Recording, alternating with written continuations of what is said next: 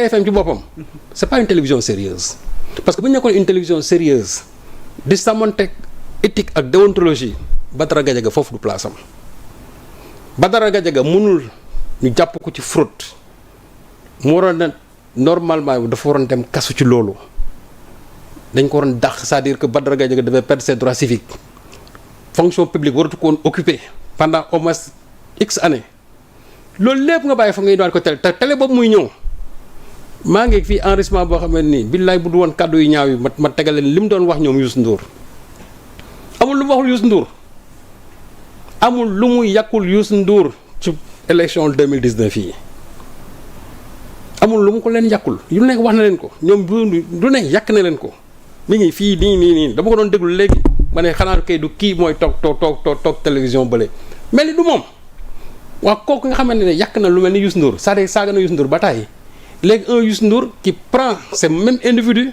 aujourd'hui placé ko foofu pour mu jouer le rôle bi fa Birima Ndiaye doon jouer mais en pire mais Birima Ndiaye daana wax lu ne mais Birima Ndiaye daawul saaga mën nga ko Birima bëri na xëtër lu ne mais en tout cas man day dégguma ko bokk su fekkee ne daana saaga wante ñàkk kersa gi nga xamante ne moom la Badara Gadiaga ñàkk kersa ak xamadi gi mu xamadi parce que xamadi mooy ku xamul parce que nit bu xamee am savoir vivre yenn yi doo toog ci bërëb di ko wax mais su fekkee ne yow dañ lay fay pour ngay toog di régler ay compte parce que Abdou Nguer l'épisode Abdou Nguer est passé par là Abdou Nguer moom bañ na ko ba il a été franc ku ma fay ma saaga xam nga Abdou Nguer comme moom ab dof la moom la nga xam ne moom lañ koy sant moom la wax moom la muy def moom la wax ku ma fay ma saaga effectivement c'est-à-dire leur mission c'est ça insulter pour être stipendié par la suite. dogguma la parenthèse sax l'affaire Abdou Nguer ak Ibrahima Bari Gassama renvoyé au 8 octobre 2025. tey tribunal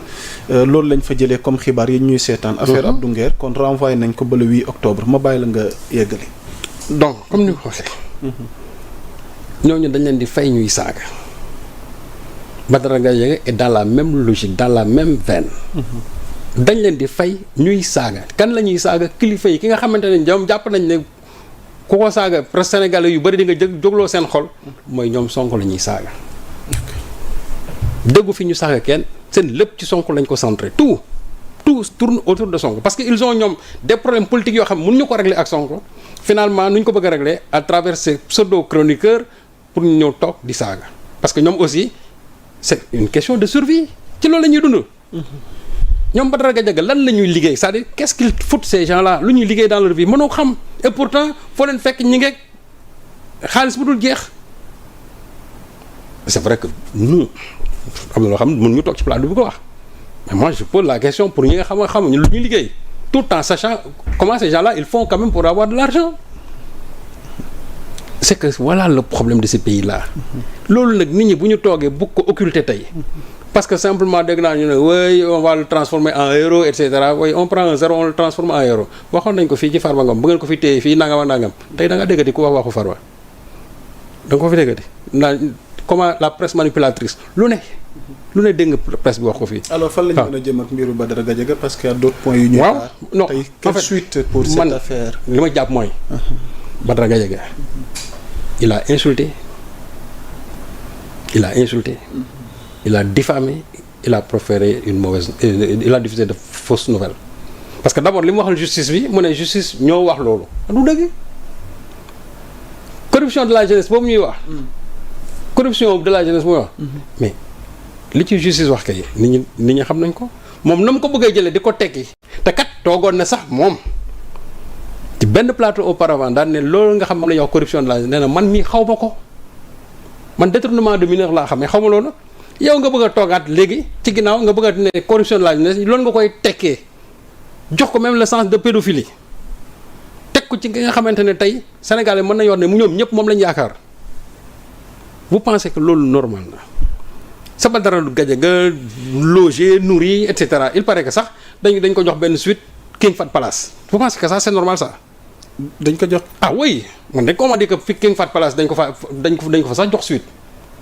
xam nga King Fahd Palace moom man ça m'étonne aujourd'hui que Racine Sy nekk fa ba léegi avec tout ce que l'on dit sur le King Fahd Palace boobu pour man jàpp naa ne il faut que état bi jóg ci parce que le problème qui se pose mooy njome yu bari fa lay xewee. King Fahd Palace. l'affaire King Fahd Palace ça signifie que donc Racine ci boppam il est impliqué dans ça voilà ces choses là qui se passent te kii il n'est pas le seul il y a beaucoup de journalistes yoo xam ne foofu dañ leen fay jox ay kii gratuitement et j'en connais parce que ce sont tous ces gens là qui tirent sur Sonko moo tax quand je vois aujourd'hui Racine qui essaie de s'accointer avec ñoom Sonko ak ñoom Diomaye c'est un problème c'est-à-dire que nit da ngay mel nii wala nga mel nii tànk dafay lemu wala mu taalalu mais mënoo ko bàyyi ci diggante bi mënoo ne yow tu es avec les nouvelles autorités alors qu'au même moment les gens qui passent tout leur temps à insulter ces autorités là mais vous leur donnez des faveurs quand même dans cet hôtel là qui est un hôtel de l'État. C'est paradoxal quand même. Mais c'est plus que paradoxal c'est plus que paradoxal alors c'est pourquoi mu ne état bi nag war nañu am seen fulla ak fayda régler li nga xamante ne moom mooy xew fii parce que après tout ñun ñoom la ñu jox suffrage yi bés bu heure bu jotee Sénégalais ñoom lañ koy laaj. Ok, ils ont tous les leviers aujourd'hui en main pour régler ce qui se passe dans ce pays parce qu'il y a trop de désordre. Il y a trop de désordre dans ce pays-là. mais yoon am na ci dëkk bi xanaa. non c'est-à-dire que yoon am na parce que justice bi tam yóbbu nañ ko banc des accusés. waaw mais justice bi aussi il faut. ñenn ñi poser le débat de la liberté d'opinion d'expression. oui mais la liberté d'opinion oui la liberté d'opinion. parce que Thierno Alassane moom bu ma ci dikkaatee jàpp na ni voilà donc voilà donc ngeen meema tuuti rek.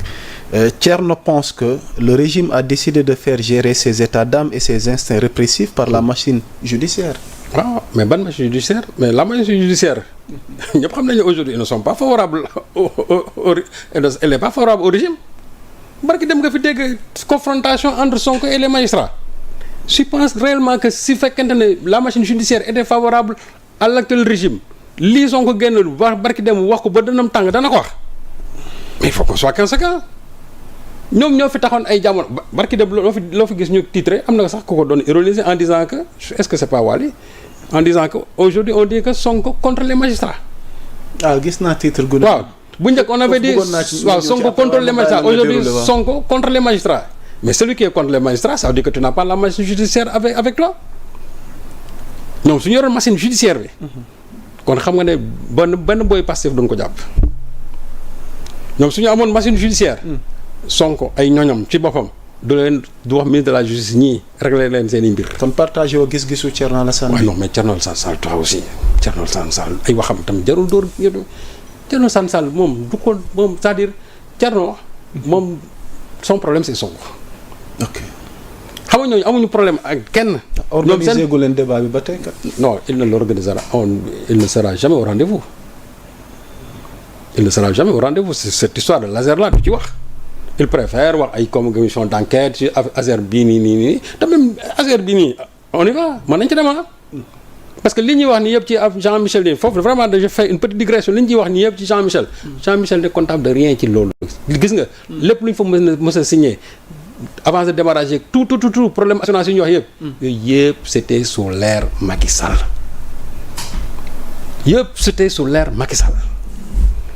Jean-Michel xool dafa ñëw il a constaté ça muy rectifier léegi nag comme que ñoom amuñu fu ñu langaamu chaque fois ils sont vraiment dans ça bon.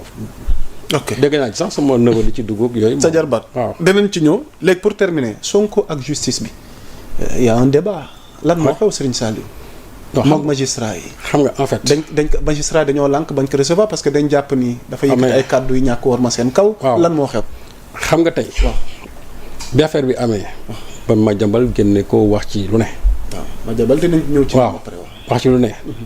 mais yaa ma sax. xam nga mooy lu war rek Sénégal. lu newul problème la ñuy def problème. nañ jël rek c'est-à-dire supposons que Sonko ci boppam ba affaire bi amee ba pare ba mu dalee seen kaw pare mu tourné mu ne leen dama leen soxla je vous tends la main ñoom ñu bañ ko où est le problème dans ça. wax nga leen bu nga tourné jox leen loxo ne leen kaay ma waxtaan ak yéen. ngeen ne ñun ñoo bañ parce que yaa dal nga suñu kaw. où est le problème dans ça. où est le problème c'est-à-dire que lan moo ci nekk c'est-à-dire est-ce que c'est un camouflet lan la c'est-à-dire que loolu où est la gravité dans tout ça. c'est-à-dire yaa Moussa il faut qu'on aille vraiment dans le fond des choses c'est-à-dire que loolu lan moo ci nekk kaa ñu waxtaan nga ne waxtaanu ma lan moo ci nekk magistrat yi bañ nañ am nañ ci droit mais kii aussi su ko neexee mu ne yéen kaa la ñu waxtaan parce que tôt ou tard waxtaan boo xool ñu bañ ko ñu bëgg ko dana am parce que nag gis nga.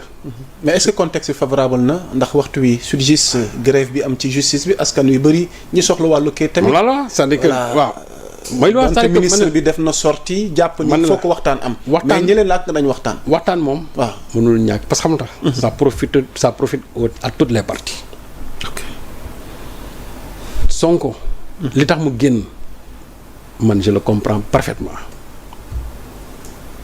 parce que c'est quelqu'un qui a été toujours victime de la machine judiciaire de ce pays-là te gis nga nag nit rek kese la de. Sonko li mu daj.